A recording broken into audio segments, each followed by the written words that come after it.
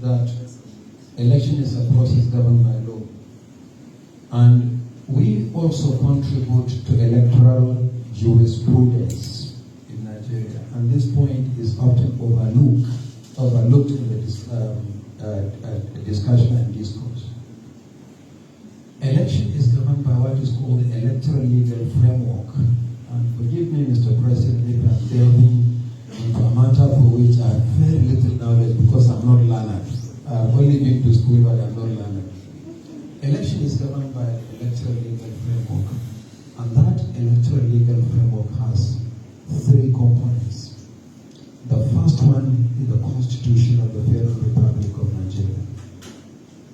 But the Constitution can't be expected to say everything. So the Constitution has donated part of its powers to members of the National Assembly to make subsidiary legislation. And that is why we have the Electoral Act, which is an act of parliament. But even the Electoral Act cannot be expected to say everything. So the Electoral Act donated part of its powers to the Commission to make regulations and guidelines for the conduct of elections. And the regulations and guidelines have the force of subsidiary legislation.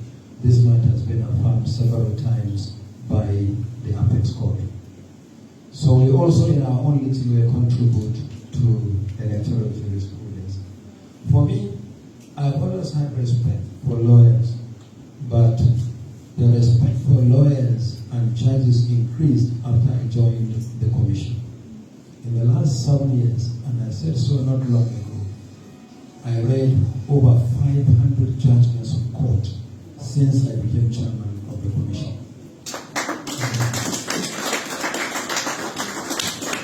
In fact, when the president came, I was fiddling with my computer trying to print one of the latest judgments, which I hope to read tonight.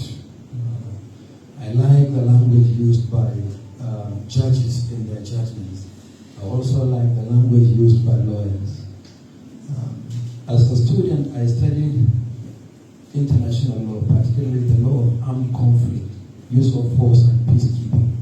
But the only thing I know is use in bello and use ad bello, the concept of just and unjust war. But one of our lecturers, I didn't study law, I studied strategic studies, but we did the law of armed conflict. And we were taking lectures at the Faculty of Law. And one of the lecturers, Christopher Greenwood, used to write as if he was writing for primary school kids. And he would always advise us that when you write simply. And any book you take and you don't understand what the author is saying by reading the introduction, drop it. And for those of you who are going to become lecturers, it will influence you to write badly. From the opening paragraph of the introduction, it should be very clear what that person is talking about. But sometimes, lawyers also complicate the simple. Whereas we teachers simplify the complicated so that students will understand us better.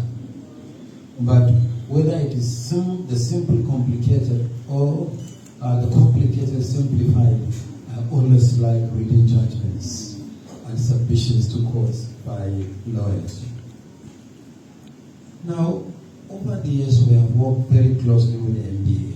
MBA has been one of the accredited observers for elections, whether they are general elections, off-cycle elections, or by-elections. And I'm happy that MBA is one of the accredited observers for the 2023 general election. And in fact, the MBA is deploying one of the largest number of observers for the election. What is good about the MBA also is that at the end of it all, they submit reports to the Commission on Election Observation. Don't underestimate the importance of the reports that you submit to the Commission in helping us to inform the electoral process. With every election, we learn lessons. And that's why the Commission accredits observers. It's not for the fun of it. We accredit observers simply because we want you to tell us what you have observed in the field and what the issues are.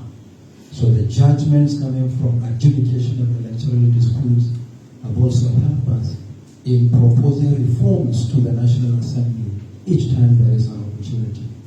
So some of the good things that the President of the Bar referred to as one of the little things we have done, building confidence of Nigerians in the electoral process, also came from the recommendations of election observation groups such as the Nigerian Bar Association. So you should also share in the credit.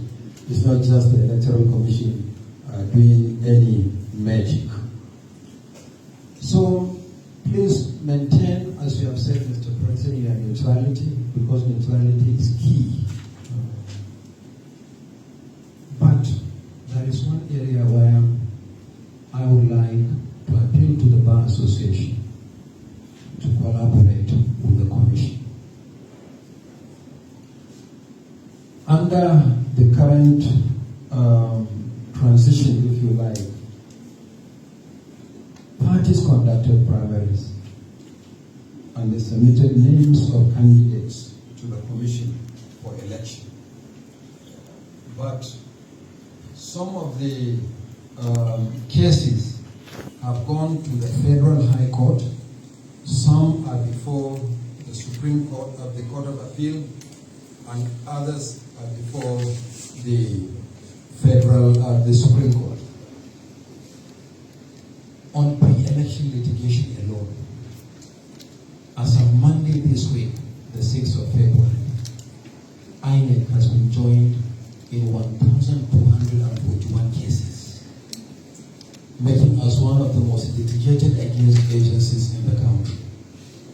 These cases have nothing to do with elections conducted by INEC. They are primary elections conducted by political parties.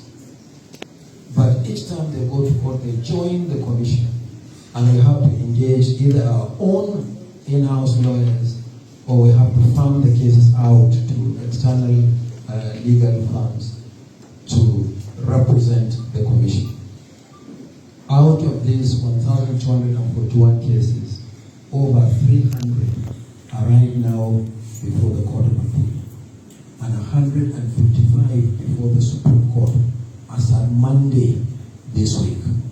I'm sure by the time I ask the Director of Litigation and Prosecution for an update, he will give me a higher figure.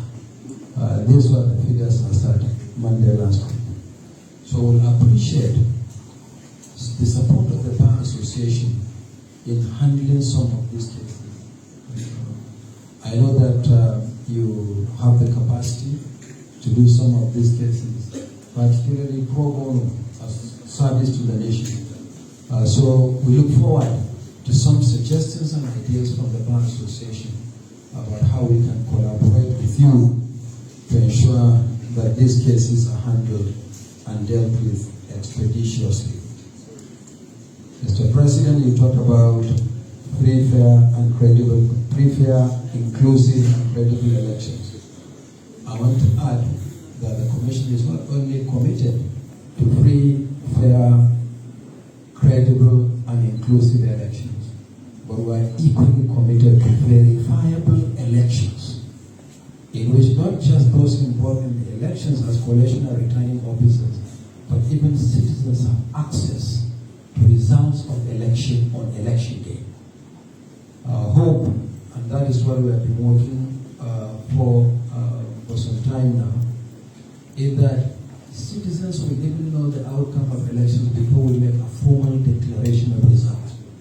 And this is what has been encouraging us to strengthen and deepen the use of technology in elections. As we said, Mr. President, the allegiance of the Commission is to the Federal Republic of Nigeria, and our loyalty is only to the people of Nigeria, the voters, and will remain unshaken in ensuring that we deliver election that truly reflects the wishes of Nigerians. On this note, I want to thank you so much, Mr. President, and God bless the NBA.